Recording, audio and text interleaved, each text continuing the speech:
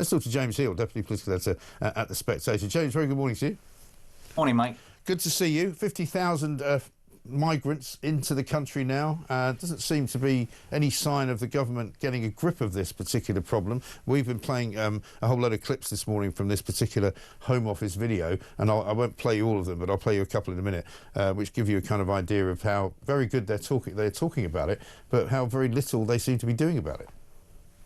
Yeah, and I think that what's so striking is how the pace of these arrivals has increased since Labour got into government last July. Actually, we're expecting to have, on current trends, the biggest annual number of people arriving here since the small boats crisis began in 2018.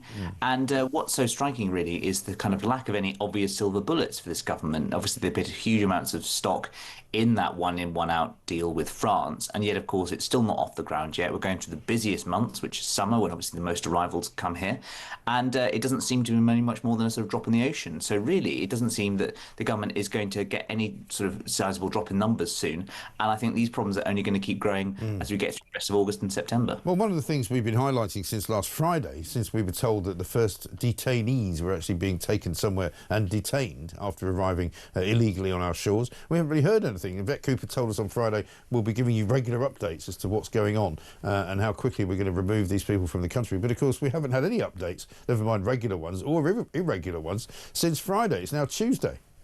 Yeah, absolutely, and I think that that's very much a testament to the pace of these arrivals, which is the Home Office is totally overwhelmed and is unable to kind of get out ahead of it and get a grip of it. And of course, with it being recess, you know, there's far less in the sense of political pressure. There aren't calls in Parliament for her to give an urgent question, etc.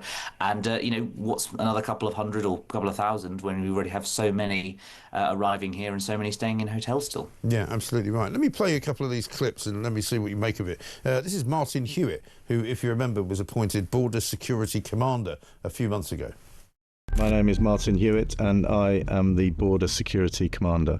Border Security Command has been developed to ensure that we can deliver collectively all the different elements of the system. So this is not a new organisation coming and having a particular responsibility. It's coming and sitting across all of the different ways that we seek to have a secure and effective border. We've also got the advantage that the government are very clear about how they want to reset the relationship with the European Union, and there's been a lot of really great interaction happening. I will be using my role as Border Security Commander to ensure that we are coordinating across the system. I'm determined to deliver, and I'm confident that how we're going about that will give us the best chance that we've got of success. I mean, it doesn't really mean anything, does it? I mean, this is how they speak in the civil service. They talk about things and they go round and round in circles, but they're not actually doing anything. Yeah, and of course it's slick comms, government-sponsored comms, which you and I pay for, the taxpayer. But actually, as you say, it doesn't really mean much. It's the language of delivery without the reality. Yeah. And I'm sorry, I mean, I've grown very sceptical. I mean, I remember when, Captain Dan Mahoney was appointed the commander of the special boats in 2020, by one of a number of supposed big names. I think, having looked at this issue for 5 years or so, the conclusion is less about personnel and more about pull factors and incentives. And frankly, until you change the situation whereby these people can claim a huge amount and obviously have very generous asylum laws, for a very different world in which technological travel was very different, unfortunately, I don't think you're going to change anything. Well, that's the problem. And I mean, as I say, I'm not going to play you all of these, but I'll play you one more. This is Duncan Capps, Small Boats Operational Command. Let's see what he's got to say.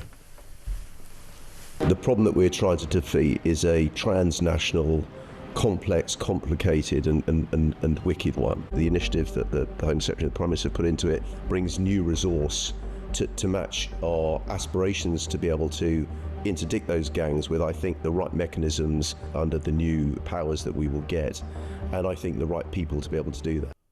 It's like they're talking about something that's abstract, that's coming in the future, as opposed to something that's actually a problem right now in front of you, you know, that you need to fix. It's almost as though you're standing in a crossroads and there's a car driving at you and you're talking about, you know, the theory of jumping out of the way just in case anything bad happens.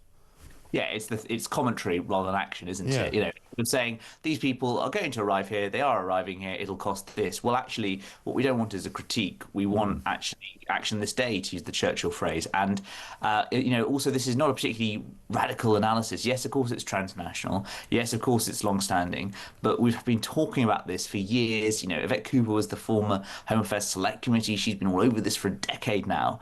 And frankly, it's very much the language of is the talk of delivery, while actually being very evasive on the questions of how and when you're going to do the specifics to address this stuff. And I'm afraid, Mike, that's all they've got, really, which is analysing and diagnosing the problem, but unlike a doctor, unable to recommend any prescription or actually cure the patient. Right. And if you're sitting in Downing Street as an advisor, surely to heavens you're telling the Prime Minister and Yvette Cooper, the Home Secretary, that this is the single biggest problem that you've currently got facing you. Forget about the Chagos Island story. Forget about, what might be going on the streets of Britain in terms of crime. Yes, it's related to that. But people want to see action here. They want to see a stop to these people coming. It's the single biggest issue currently in British politics. And yet they seem to want to ignore it. They still haven't really addressed all of the big protests that are going on every single weekend now, up and down the country, in almost every town in the nation. People actually going out and protesting peacefully, not like some right-wing thugs, women and children marching around, singing songs, doing the hokey-cokey, saying, look, we've had enough of this. You need to do something. And they don't seem to understand that. I think you're totally right. I think that a couple of things, one of which is that immigration is now by far and away the most salient political issue. Labour wants to run the next election on public services and the NHS, but of course the danger is that if that sort of recedes in people's mind, instead other things are going to come along and overplace that. And I think that the danger is a bit like a sort of the British Army in many of its recent Middle Eastern wars. The danger is it fights the last war rather than fights the next one, which is that it's probably going to be around migration and related issues. And the second thing is, Mike, I do think there is a sense with Labour it's sometimes a bit of a blind spot. You talk to Labour MPs, you talk to ministers, and they say, oh, well, if we get the boats down, people will care less about legal numbers. I think it's all intertwined, and I do think that there's been a failure to kind of really been interested. And you always hear, talking to ministers, you always sometimes hear this, and you hear it in media interviews, they hear this yes, but, and you can hear this sort of pivot going on as they're desperate to try and take it back to things about tax and spend, which they're much more comfortable talking about, rather than, the issues around, people coming here relentlessly and getting a free gig off the taxpayer. Yeah, I know. I mean, we got stories in the Sun today, for example, saying it's now down to not only 50,000 plus that have come, but it's one migrant every 11 minutes. And those are the kind of things that resonate with people when you go, actually, every 11 minutes there's a guy arriving in this country who's not supposed to be here, who's getting free ice skating lessons and getting free gym membership and getting, a sort of credit card effectively going to spend money in a gambling organisation. Well, this is ultimately the sort of really pessimistic political economy for the UK in the future, which is that, frankly, why work? Taxes are going up. You can claim a huge amount from the state. There is very little in the way of an incentive to kind of push yourself beyond certain thresholds. So there's a massive cut off at 100k, and I think the migrant situation is exacerbating that sense of a two-tier, that sense of injustice, that sense of a lack of fair play, which I think is essential to kind of the British mindset. And I think it's going to be something that really erodes this government credibility, which is that people saying, hang on a sec, I'm working hard, I'm taxed more than ever, and yet I see people getting a free ride on it. Yeah, no, people say that to me every single day. They get up in the morning early on. We start at 6 o'clock. I get people calling in saying, I'm already out driving. I've got a couple of jobs to do today. I might be home till about 9 o'clock tonight. My wife's got 2 jobs. We're trying to keep our heads above the water. We're trying to make sure the kids, have a holiday of some kind, whether it only happens in Britain. We can't afford to go away. And then everywhere they look, somebody's getting something for nothing. And, again, the unemployment remaining static at 4.7%, there's a lot of people unemployed who are never going to work. Yeah, completely. And I think, look, there's 2 different issues here, one of which is obviously the issue around migration.